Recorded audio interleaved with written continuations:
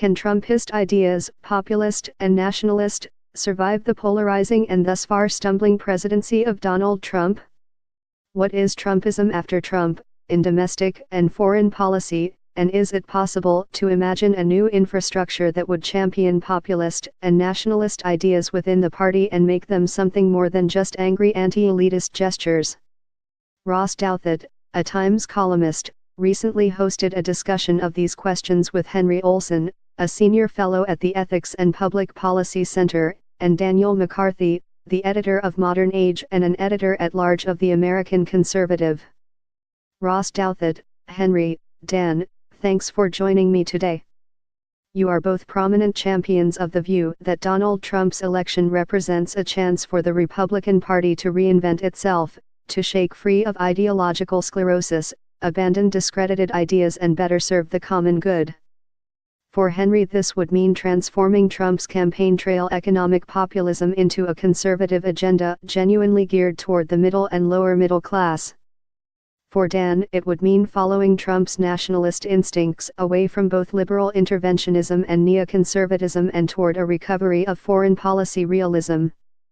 These are both goals with which I'm sympathetic, despite my skepticism that electing Trump was an effective way of reaching them. So my first question to you both is how you see those Trumpist ideas, the good ones, faring so far under this presidency? Is there any sign that Trump's administration has been effective at advancing them? Is it possible to pursue an ideological revolution when your administration has such a shambolic style? Is Trumpism alive in Washington? Henry Olsen, the economic populist agenda is going nowhere. Nothing to concretely help bring manufacturing back to the United States, nothing in the tax bill that really helps the working class, nothing going on with infrastructure, no effort to rethink the entitlement state or safety net to encourage interstate migration or use government to help people get out of the working poverty trap. Pretty much standard business faction republicanism so far. Number sad, Daniel McCarthy, in foreign policy, my realist friends are dismayed by what they've seen so far, but I'm not. The fundamental thing that Trump has done is to break up old expectations and points of view. There are questions being asked about foreign policy in the White House, in Congress, in the media, and in the think tank world that need to be asked but had been ignored too long.